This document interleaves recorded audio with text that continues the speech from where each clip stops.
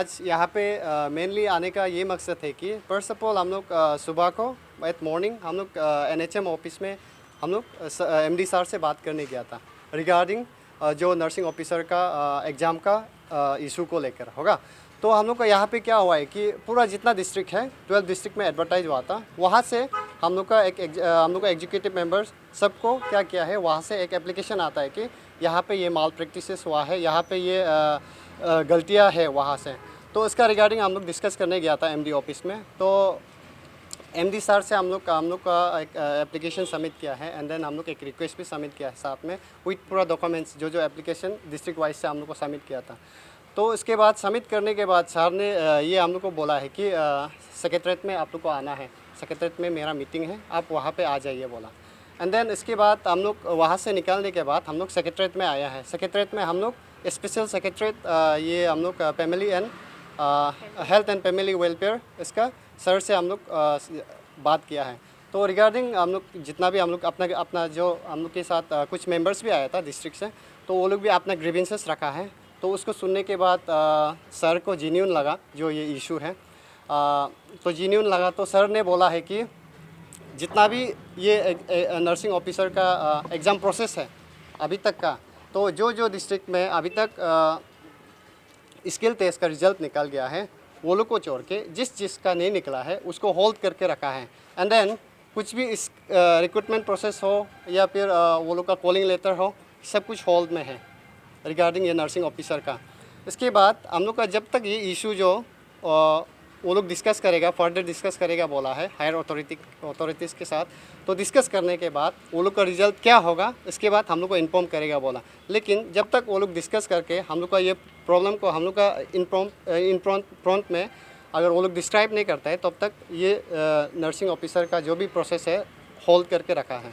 किया गया है 12 डिस्ट्रिक्ट में ना, तो उसमें क्या किया है कि उन्होंने एग्ज़ाम के वक्त उन्होंने प्रॉपर चेकिंग नहीं किया। विदाउट चेकिंग स्टूडेंट को परमिट के एग्ज़ाम लिखने के लिए ना, वो एक पॉइंट है। क्वेश्चन पेपर में सील नहीं था, क्वेश्चन पेपर ऑब्जेक्टिव था, मतलब कि एमसीक्यू, लेकिन वो लोग OMR सीट प्रोवाइड नहीं किए। आप सोचिए विदाउट OMR सीट कहाँ में हम आंसर को मार्क करेगा, वो एक है। उसके बाद फिर उन्होंने क्या कोई सेंटर में ऐसे किया कि क्वेश्चन पेपर नहीं जुड़ रहे बोल के जेरोक्स किया, और ऐसे इतना ज़्यादा सेंटर है कि जिसमें सिर्फ जेरोक्स क्वेश्चन पेपर मिला।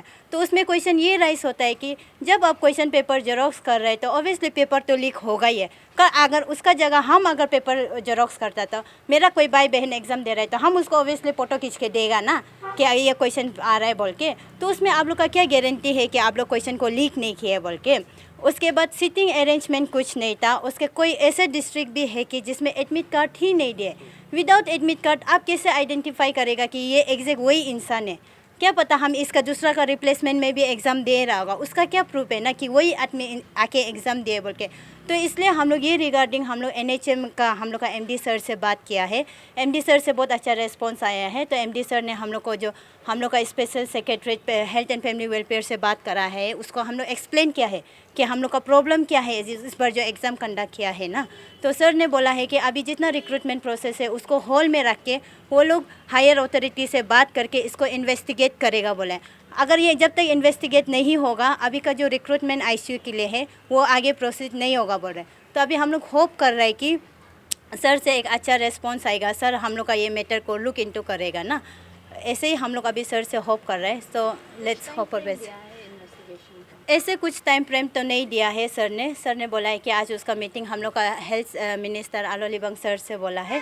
तो शायद वो लोग डिस्कस करें, हम लोग अपडेट करेगा होगा। हम लोग उसको ही रोक रहे हैं कि कब तक वो लोग अपडेट करेगा रिगार्डिंग दिस इशू ना। बाकी अलग एग्जाम में जब ऐसा मेल प्रैक्टिस होता है या फिर पेपर का लीक होने का खबर मिलता है, उसमें बहुत सटल होता है, मतलब होटल में बुला के एग्जाम देते हैं। लेकिन आप लोग का जो ये नर्सिंग ऑफिसर का उसमें जो एग्जाम में अभी सुनने को मिल रहा है, वो लोग छुपाने ट्राई भी नहीं किए बेचा है उसको बोलने से।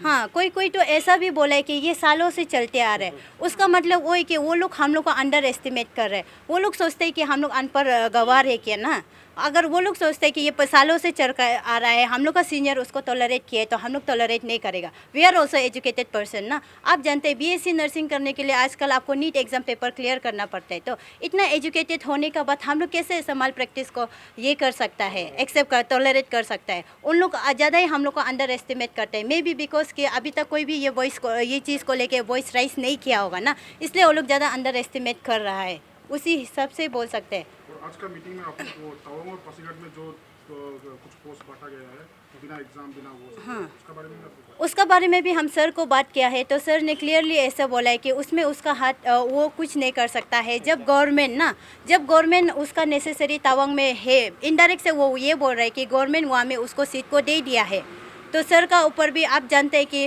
वो ऑफिसर होने से भी सबसे ऊपर में कौन होता है, आपका एमएलए मिनिस्टर सीएम ही तो होते हैं। वो लोग का अंदर में ही तो वो लोग को काम करना पड़ता है। अगर वो बोलते हैं कि तवांग में 11 पोस्ट दे दो बोले, तो वो लोग को देना ही पड़ता है ना, तो उसमें कोई ऑफिसर का गलती नहीं है, हमको ऐसा लगता है। क्या इसमें पेपर लीक हुआ है?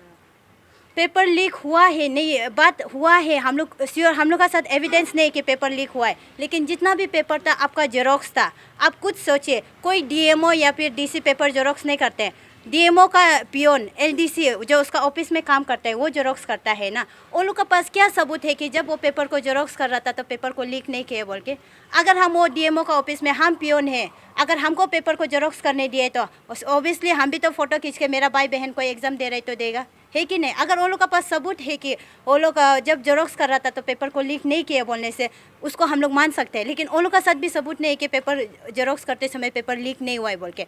और दापोरिज्म में तो ये भी देखने मिला है कि वो लोग का साथ इतना टाइम है कि वो लोग एक एक्सपेरेंट का कैंडिडेट का क्वेश्चन पेपर का ऊपर में रोल नंबर लिख के देते हैं।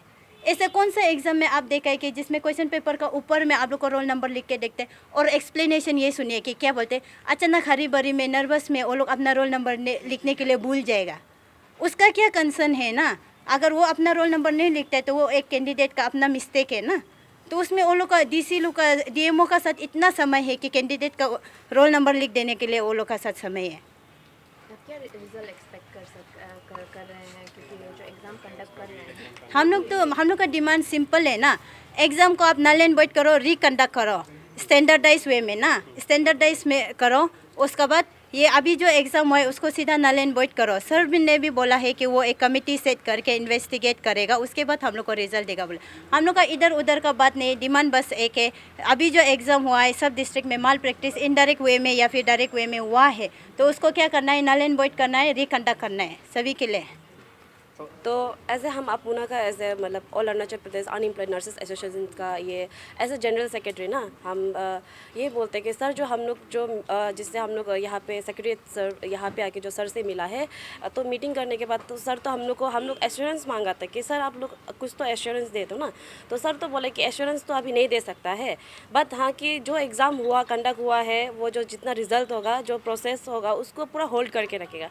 ठीक है, हम लोग को वो भी सर भी बहुत अर्जेंट में था, उसको मीटिंग जाना था, तो देन होगा ठीक है हम लोग को एश्योरेंस नहीं दे सकते तो सर एटलीस्ट होल्ड करके रखेगा बोला। एंड होल्ड करके रखने के बाद में वो आफ्टर लाइक वो लोग पूरा मीटिंग करने के बाद में डिस्कशंस करने के बाद में ही हम लोग को बाद में कल को खबर करेगा बताएगा। तो सर का ये जो चीज़ जो है हम लोग को बोला है कि होल्ड करके रखेगा, उसको ही हम लोग एज ए एश्योरेंस अभी तक हम लोग लेके चलेगा ना आगे तक। और ये है कि अगर सर हम लोग को ये होल्ड करके रखेगा बोला है तो ठीक है, उसको हम लोग मान रहे हैं। और इसके बाद में आगे आज का ये डेट का बात में आज 24 अगस्त है, आज 24 अगस्त है, आज मीटिंग हुआ था और आज हम लोग का सर ये बताया गया था कि होल्ड करेगा, ठीक है, कहीं में भी अपॉइंट नहीं करेगा।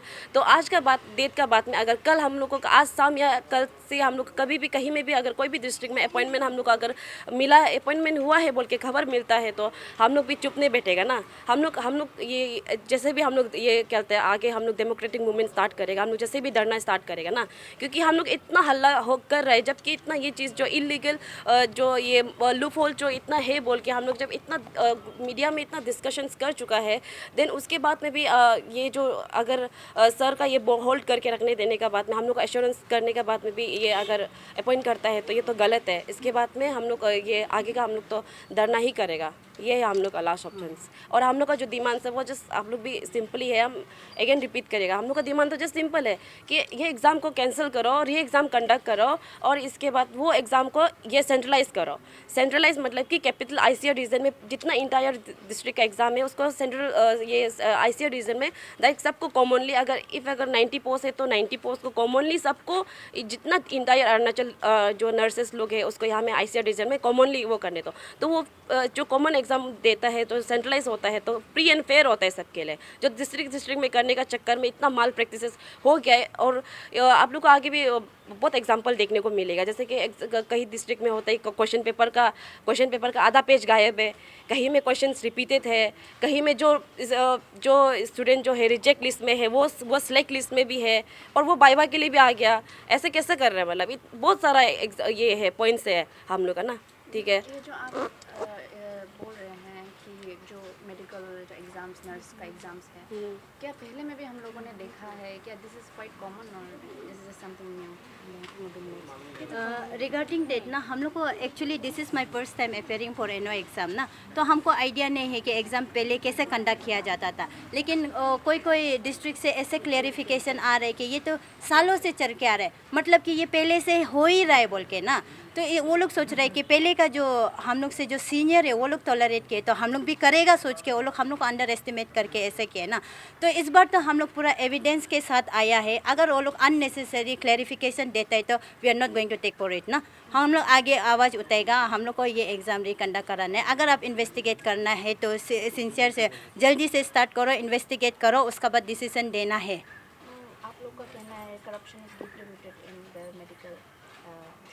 मेडिकल का जो एसोसिएशन है। हाँ जी। Thank you so much.